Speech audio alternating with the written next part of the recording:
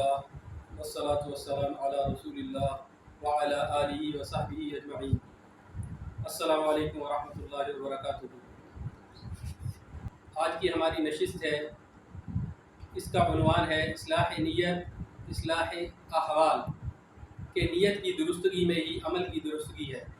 ہمارے ساتھ ہمارے کچھ ساتھی موجود ہیں، تو انشاءاللہ ہم اس نشست میں حدیث مبارکہ پر گفتگو کریں گے، جس میں اللہ کے نبی صلی اللہ علیہ وسلم نے اصلاح نیت کی طرف خاص توجہ کی ضرورت پر زور دیا ہے.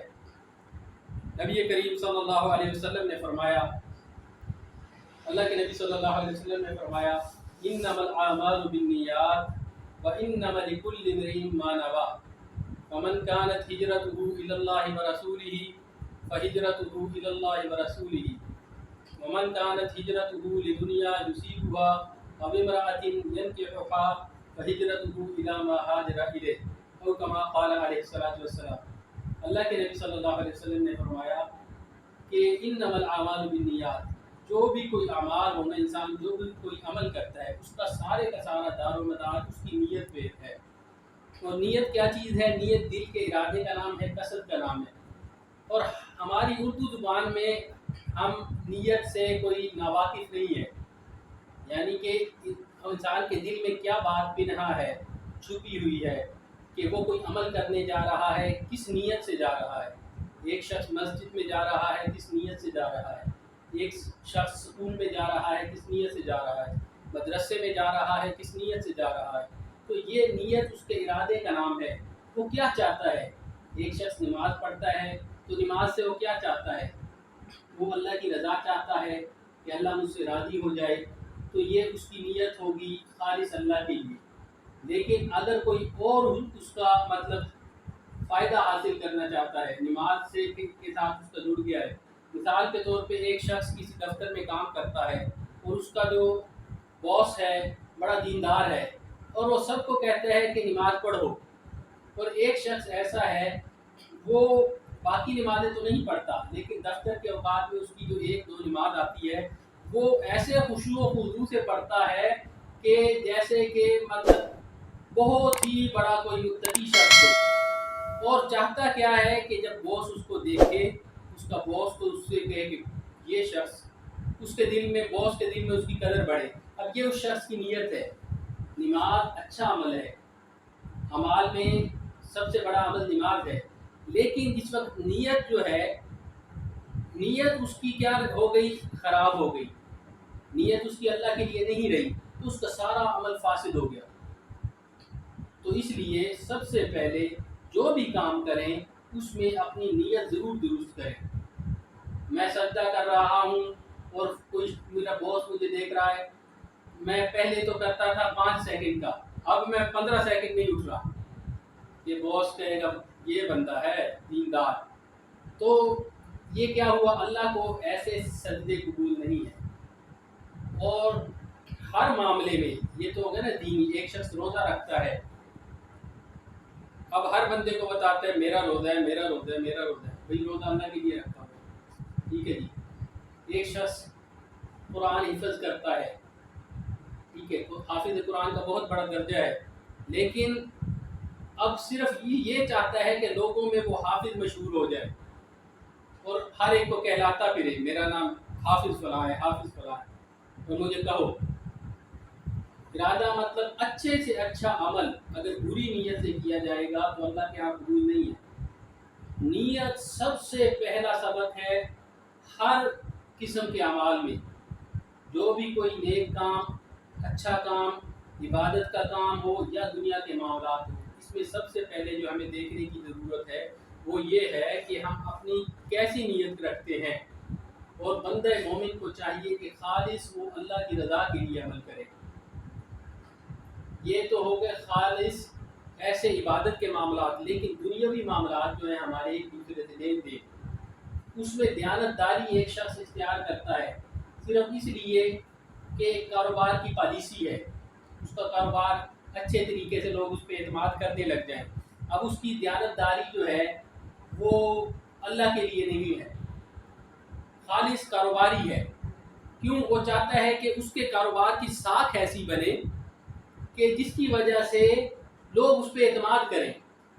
اب یہ دیانتداری ایک اچھی بات ہے، آنیسٹی از بیسٹ پالیسی کہتے ہیں، کہ لوگوں کو دھوکہ نہیں دینا، چیز اچھے طریقے سے بیچنا، جو اس کا عیب وہ بتا دینا، یہ سارے کام وہ کرتا ہے۔ لیکن مراد غرض اس کی کیا ہے؟ اللہ تعالیٰ کی رضا نہیں ہے، دنیاوی منفعت ہے کہ اس کا کاروبار خوب چمکے، اسٹیبلش ہو جائے، لوگ کہیں کہ اس کی دکان اچھی ہے۔ اب اس کو دنیاوی فائدہ تو حاصل ہو رہا ہے، لیکن آخرت کا کوئی فائدہ نہیں۔ بندہ مومن، یہ ایمان والے کی روش نہیں ہے۔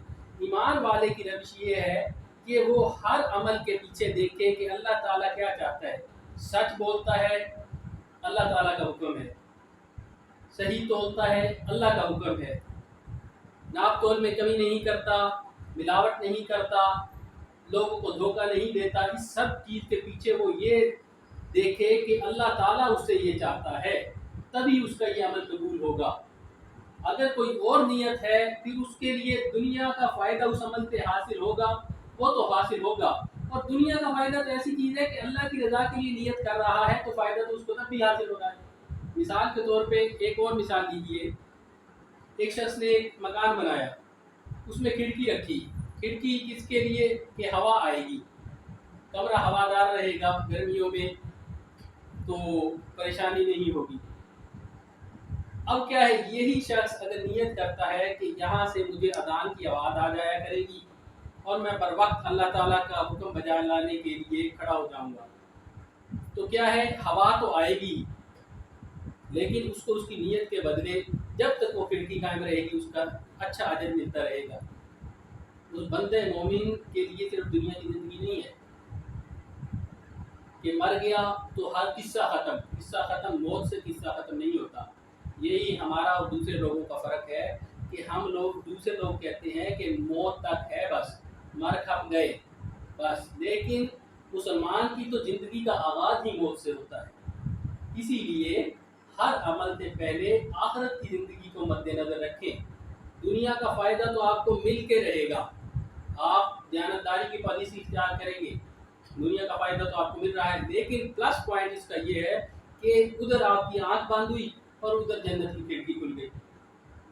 وہ ہمیشہ کی زندگی ہے، یہ محدود سی زندگی ہے۔ آپ یہاں پہ بیٹھے ہیں نا، آپ سے پہلے ہزارہ نسلیں ہماری آپ کی ختم ہو چکی ہیں، وہ اس دنیا میں ہمیشہ باقی رہنے کے لیے نہیں آیا۔ ہم جوانی کے نشہ میں یہ سمجھتے ہیں کہ شاید پہلی مرتبہ میں ہی جوان ہوا ہوں اور اس سے موت دوسروں کو آئی ہے، مجھے موت نہیں آئے گی، ہر شخص کو آئے گی۔ اللہ تعالیٰ کا نظام ہے کہ کشاں وہ زمین سے آج سے 100 سال پہلے اربوں لوگ زمین پہ موجود تھے، اور وہ ارب سے زیادہ لوگ اللہ تعالیٰ نے ایسے زمین میں اتار دیے کہ زمین پہ ایک ذرے کا بھی فرق واقع نہیں ہوا 100 سال کی، اور آج 8 ارب انسان ہے، آج کے 100 سال بعد 8 ارب انسان اللہ دنیا سے ختم کر دے گا، لیکن زمین پہ اتنا بھی فرق واقع نہیں ہوگا جو کہ چوٹی کے بدلے سے ہو جاتا ہے، وہ انسان اپنے آپ کو بدل کر 8 ارب لوگ 100 سال کے بعد ان میں سے شاید ایک آدھا چیدہ کوئی باقی بچا ہو، Guinness book of world record میں اس کا نام آ جائے گا کہ 100 سال سے زیادہ اس کی زندگی ہے۔ تو دیکھیں نا، اللہ کی قدرت کا کمال دیکھیں، غیر محسوس طریقے سے 100 سال میں 8 ارب لوگوں کو زمین کے نیچے کر دے گا،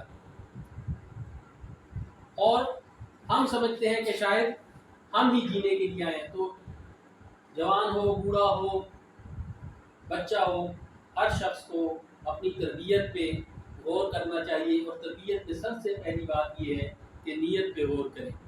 اگر نیت اچھی ہے تو آپ کے اعمال قبول ہیں۔ تو ہر عمل، کوئی بھی شخص کسی بھی شعبے میں ہے، وہ عمل کرنے سے پہلے دیکھیں کہ اس کی نیت کیا ہے۔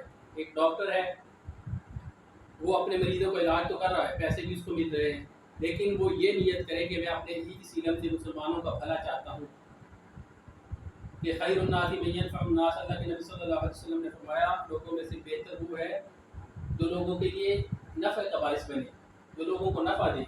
اب ڈاکٹر نفع کس طرح دے گا؟ اس کی یہ نیت پہ ڈیپینڈ ہے۔ وہ نیت یہ کرتا ہے کہ اس سے مسلمانوں کو میرے علم سے شفا ملے، ان میں مرض ختم ہو، تو اس کو اپنے دنیاوی فائدے حاصل ہو رہے ہیں، لیکن ساتھ ساتھ آخرت کا اجر بھی۔ اسی طرح کوئی استاد ہے، کوئی دکاندار ہے، دکان کھولتا ہے، اس لیے اب دکان تو اس نے کھول دی ہے، اس کا روزگار بھی اس سے وابستہ ہے، لیکن وہ کہے کہ میں مسلمانوں کے لیے ان کو دور دراز کا سفر کرنا پڑتا ہے، ساری چیزیں یہی مہیا کر دیتا ہوں، اس سے مسلمانوں کو سہولت ہوگی، تو یہ اس کی تجارت بھی اس کے لیے باعث اجر ہے۔ کوئی اللہ کے نبی صلی اللہ علیہ وسلم کا حکم سمجھتے ہوئے دیانتداری سے تجارت کرتا ہے، اسلام کے طریقے کے مطابق تجارت کرتا ہے، تو اس کی یہ نیت ہے، اس کا عمل ہے، اس کے لیے باعث اجر ہے۔ تو آخر میں یہی بات ہے کہ ہم سب اس بات پہ خاص توجہ دیں کہ ہماری نیت ہر چیز سے اللہ کے لیے ہو، اللہ کی رضا ہو، آخرت کا گھر ہو۔ تو یہ نیت ہوگی تو ہمارے تمام اعمال اللہ کی نگاہ میں قبول ہوں گے۔ اگر یہ نیت نہیں ہے تو پھر اعمال کا کوئی فائدہ نہیں ہے، زندگی ہم لوگ ضائع کر دیں گے۔